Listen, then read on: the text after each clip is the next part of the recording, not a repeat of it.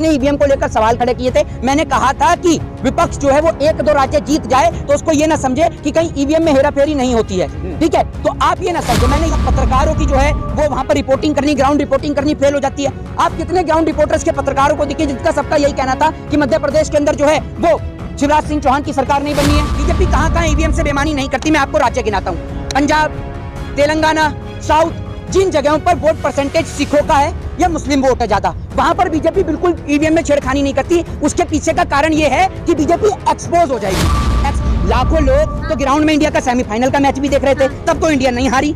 नवाज शरीफ से मिलने के लिए तो लाखों लोग जाते हैं, तब भी नवाज शरीफ नहीं गया। तो लेकिन जैसे मोदी जी गले मिले, नवाज शरीफ तय बोल गया। डोनाल्ड ट्रंप के गले मिले तो डोनाल्ड ट्रंप तय बोल गया, बेचारा जेल भी चला गया डोनाल्ड ट्रंप। तो जैसे आपने ईडी सीबीआई के डर से मोदी जी का जूता चाटना शुरू कर दिया है, उनकी गुलामी करनी शुरू कर दी, दूसरे को भी अपने जैसा समझते हैं। दूसरा भी हर कोई आपकी तरह थोड़ी है कि हर कोई आपकी तरह बन जाएगा। सबसे पहला मोहित शर्मा, किस तरीके से देखते हैं कि 4 राज्यों की जो है काउंटिंग हुई है जिसमें बीजेपी को जो है प्रचंड बहुमत के साथ जीत मिली, इसको आप किस तरीके से देख रहे हैं? देखिए, एक बात मैं आपको बता देता हूं कि जो आप बोल रहे हैं ना कि बीजेपी की प्रचंड जीत है, पहली बात तो मुझे ये बताइए कि जीत का श्रेय किसे दिया जाए? ये जीत का श्रेय नरेंद्र मोदी जी को दिया जाए, ये जीत का श्रेय शिवराज सिंह चौहान को दिया जाए, या फिर ये जीत का श्रेय उन रशियनों को दिया जाए जिन रशियनों से चुनाव में वोट मंगवाए गए? अब जो गोदी मीडिया के लोग हैं वो परेशान हैं कि पैनलिस्ट के तौर पर रशियनों को बिठाया जाए, नरेंद्र मोदी से बात करी जाए या बीजेपी के नेताओं से बात करी जाए, क्योंकि रशियनों ने भी तो वोट मांगा है, और रशियनों ने वोट मांगा है तो राजस्थान में सरकार भी बनी है। यानी मोदी जी का देखा नहीं आपने? आप अगर यहाँ पर थोड़ा सा एक्टिव रहते तो आपको पता भी चलता। आप लोग तो 24 घंटे मोदी जी के काम में व्यस्त है कि मोदी जी कब कहाँ क्या यात्रा कर रहे हैं। इसके अलावा भी भारतीय जनता पार्टी के बहुत सारे लोग हैं जो नए नए कारनामे दिखाते हैं। तो इसी तरीके से राजस्थान में रशियनों से वोट मंगवाया गया था, वो शायद आपने नहीं देखा तो जाकर आप देख लीजिएगा। तो मैं पूछना चाह रहा हूँ कि जीत का श्रेय किससे दिया जाए? फिर दूसरी बात यह है कि ये जीत हकीकत की है भी या नहीं है। पहले बात तो मुझे ये बताइए कि जहां जिस मध्य प्रदेश में मुख्यमंत्री शिवराज सिंह चौहान का 2 लिस्टों में नाम भी नहीं था, आप सोच कर देखिए, उसके बाद में मुख्यमंत्री शिवराज सिंह चौहान का नाम आता है जहां उनका कोई जिक्र भी नहीं। और जहां कल साहिब पूरे देश में खुशियां बनाने का दिन था, खुशियों का दिन था, उस वक्त पे जो आपके साहिब जो हैं, साहिब आपके यानी नरेंद्र मोदी जी जो हैं, उन्होंने हमारे साहब देश के प्रधानमंत्री हैं, उन्होंने एक अधिकारी को जो है वो आपने देखा होगा कि किस तरीके से उसको सस्पेंड कर दिया गया। अब उसके बाद में लोग ये कह रहे हैं कि भैया उस अधिकारी को जो है वो चुनाव आयोग ने यानी इलेक्शन कमीशन ने फाइनल हुआ है और इसमें जो है बीजेपी जीती है, आने वाले वक्त में फाइनल भी होने वाला है। तो सेमीफाइनल जीती है, सेमीफाइनल तो टीम इंडिया भी जीती थी, लेकिन वर्ल्ड कप हार गई थी।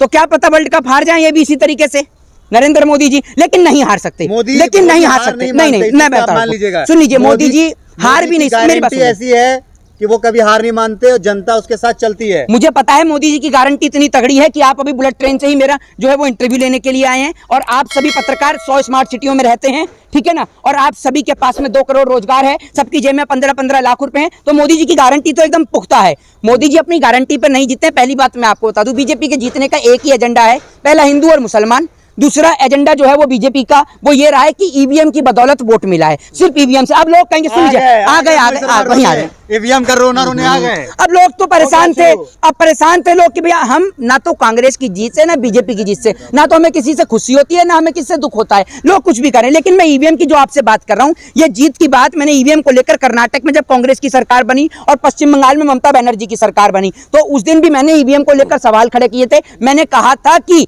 विपक्ष जो है वो 1-2 राज्य जीत जाए तो उसको ये ना समझे कि कहीं ईवीएम में हेराफेरी नहीं होती है, ठीक है। तो आप ये ना समझे, मैंने ये भी कही थी। हिंदू जग गए हैं, अब नहीं सोने वाले हैं 24 तक। अच्छा, हिंदू जग गए हैं। तो एक बात मुझे बताइए कि जो ये सीटें आई हैं, बाकी सीटों पर हिंदू नहीं रहता क्या? बाकी सीटों पर हिंदू नहीं रहता? सब जगह जीती है ना भाजपा, सब जगह भाजपा जीती है। एक भी सीट नहीं आई, सब के खाते बंद। अरे सरकार किसकी बन रही है? नहीं, मुझे ये तो बता दीजिए, सरकार किसी की भी नहीं। सरकार तो एक बात मुझे बताइए, हिंदुओं के लिए एक बात मुझे बताइए, आज तक बीजेपी ने हिंदुओं के लिए काम कौन सा किया है? मंदिर बनवा दिया, आप कह रहे हैं ये बीजेपी ने बना। आप में से अगर एक पत्रकार में दम है तो अपना ये सड़ा हुआ चेहरा लेकर यहाँ आकर बोले कि सामने चेहरा दिखा के कि मंदिर बीजेपी ने बनवाया है। बीजेपी ने मंदिर बनाया तो सुप्रीम कोर्ट ने क्या किया है? तो ये बात कहना, देखिए सुन लीजिए, सरकार ईवीएम की बनी है। दूसरी बात ये मैं आपको बता दूं कि कल जो सारे पत्रकार हर जगह के यही दिखा रहे थे कि भैया मध्य प्रदेश के अंदर जो है राजस्थान के अंदर कांटे की टक्कर रहेगी, और उसके बाद अचानक से ऐसा क्या होता है कि सब पत्रकारों की जो है वो वहां पर रिपोर्टिंग करनी, ग्राउंड रिपोर्टिंग करनी फेल हो जाती है। आप कितने ग्राउंड रिपोर्टर्स के पत्रकारों को देखिए जिनका सबका यही कहना था कि मध्य प्रदेश के अंदर जो है वो शिवराज सिंह चौहान की सरकार नहीं बननी है जी। पनौती तो नहीं है ना, पनौती तो नहीं है ना। पनौती जिनके लिए है वो उनको पता ही है, और देश के लिए तो ग्रहण है भाई। भाजपा की तो सरकार ईवीएम के दम पर बनती है, अगर वहां पर भी मोदी जी का कोई श्रेय होता तो भैया पता चल जाती। और में भी ईवीएम के थ्रू बनी है सरकार, किसमें? कांग्रेस की तेलंगाना में। हो सकता है कि बीजेपी ने वहां पर क्या कहते हैं जितवा दिया हो, क्योंकि तेलंगाना में सब लोग जानते हैं कि अगर तेलंगाना में बीजेपी आ जाती तो सबको पता चल जाता। अब देखिए बीजेपी कहां कहां ईवीएम से बेईमानी नहीं करती, मैं आपको राज्य गिनाता हूं, पंजाब, तेलंगाना, साउथ, जिन जगहों पर वोट परसेंटेज सिखों का है या मुस्लिम वोट है ज्यादा, वहां पर बीजेपी बिल्कुल ईवीएम में छेड़खानी नहीं करती। उसके पीछे का कारण यह है कि बीजेपी एक्सपोज हो जाएगी।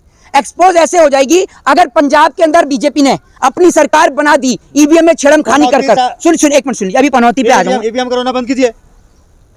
चिल्ला रहे हैं आप, हैं? नहीं ईवीएम का एक जहाँ पे हारते हैं वहाँ पे ईवीएम।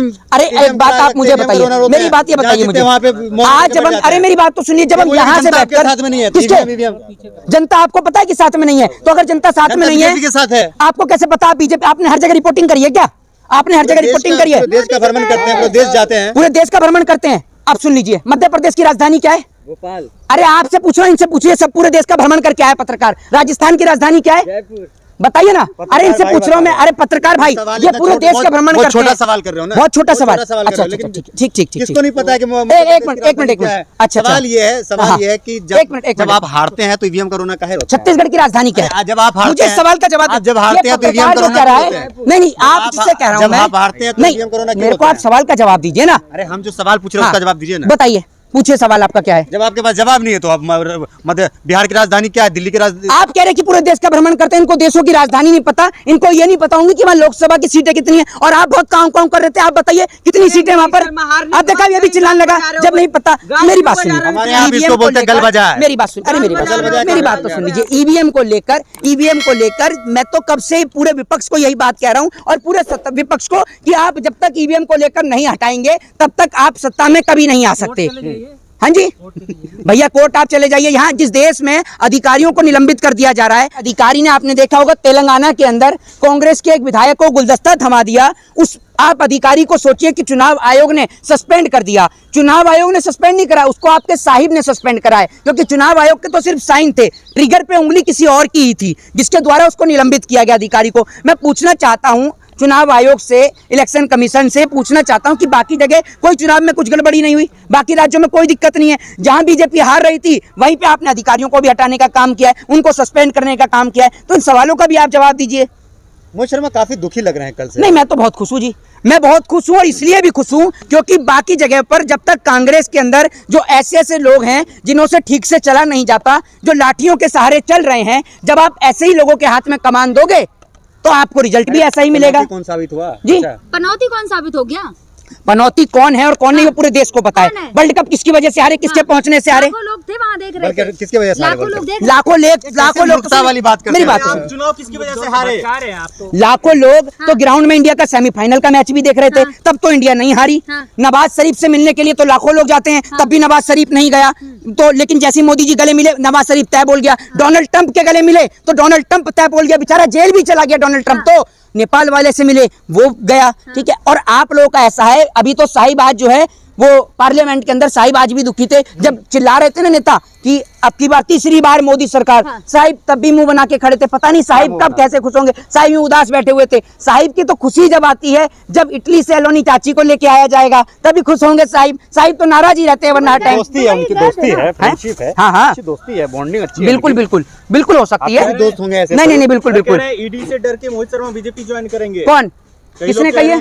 आपको कौन कहता बिना बात की? अरे कह रहे हैं जैसे आपने ईडी की नहीं, अरे जैसे आपने ईडी सीबीआई के डर से, मोदी जी का जूता चाटना शुरू कर दिया है, उनकी गुलामी करनी शुरू कर दी, दूसरे को भी अपने जैसा समझते हैं। दूसरा भी हर कोई आपकी तरह थोड़ी है कि हर कोई आपकी तरह बन जाएगा। पनौती तो नहीं है ना जी? पनौती नहीं रहे ना। नहीं पनौती ने तो चुनौती बन गए हैं, अब तो चुनौती बन गए हैं। पनौती कहाँ है, और बहुत बड़ी चुनौती बन गए। अगर पनौती नहीं है तो साहिब से कहते कि वर्ल्ड कप ही जितवा देते, क्यों नहीं जितवाया? एक बार भी नहीं जीते हैं। जनता बीजेपी का साथ नहीं छोड़ना चाहती, कह तो दिया है। जनता तो बीजेपी का साथ छोड़ना चाहती है, नहीं चाहती, पता चल जाएगा अभी आपको। पता चल जाएगा। मैं आपसे कहता हूँ, अगर जनता साथ नहीं छोड़ना चाहती तो मोदी जी से कहिए ना कि एक बार चुनाव पंजाब से लड़ लें। क्यों नहीं लड़ते मोदी जी पंजाब से चुनाव? लड़ेंगे तो जीत जाएंगे। हाँ तो लड़वा दो आप भी। हाँ। आप क्यों नहीं लड़वा देती? आपका रिश्तेदार है मोदी जी, पड़ोस में रहते हैं।